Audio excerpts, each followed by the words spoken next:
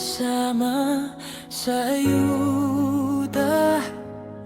Pero bakit kasama ako sa utang? Bawat Pilipino may pasan. Noong namigay ng ayuda, hindi naman ako natawagan. Walang pangalan sa listahan, tahimik lang akong naghintay. Habang ang iba may natanggap, may bigas at may sobre pa, ako ito nagtitiis, kayod lang along gabi. Pero nang lumabas sa balita na lumalaki na ang utang ng bansa, bigla akong napaisip, bakit kasama pangalan ko?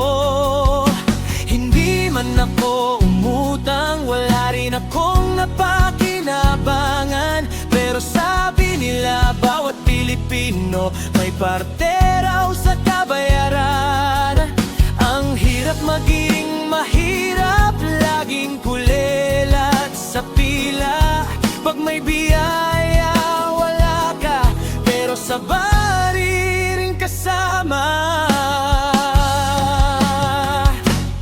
Di ako kasama sa ayuda, pero sa utang nasama. Utang ng bawat Pilipino, pasan ko rin pala. Habang ang nasa taas, sila ang nagpapasya. Tayong ordinaryong tao ang siyang nagdurusa. Buwis dito, presyo taas pa, pati pamasahe doble na. Pero ang sweldo ko ganun pa rin, kulang pa sa pamilya. Gigising ng maaga, uwi ng pagod na pagod. Kahit anong sipag gawin, parang kulang pa rin. Pagdating ng bill at renta, ubos agad ang sahod. Tapos maririnig mo pa, may bagong utang ang bayan.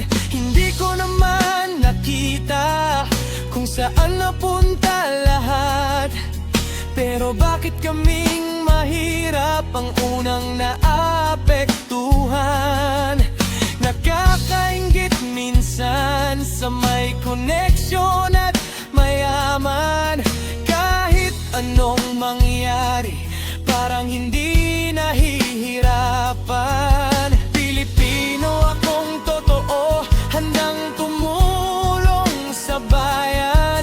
Pero sana naman maramdaman na may halaga rin kami.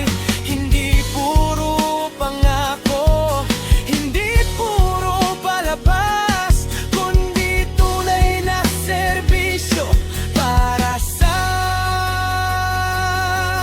laman. Di ako kasama sa ayuda, pero sa utang nasama.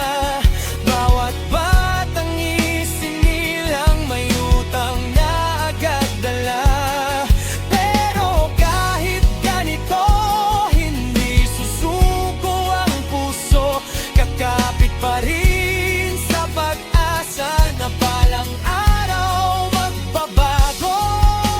Isang bansang patas, walang naiiwan, at ang bawat Pilipino may tunay na karapatan. Oh, hindi man kasama sa ayuda, sana naman kasama sa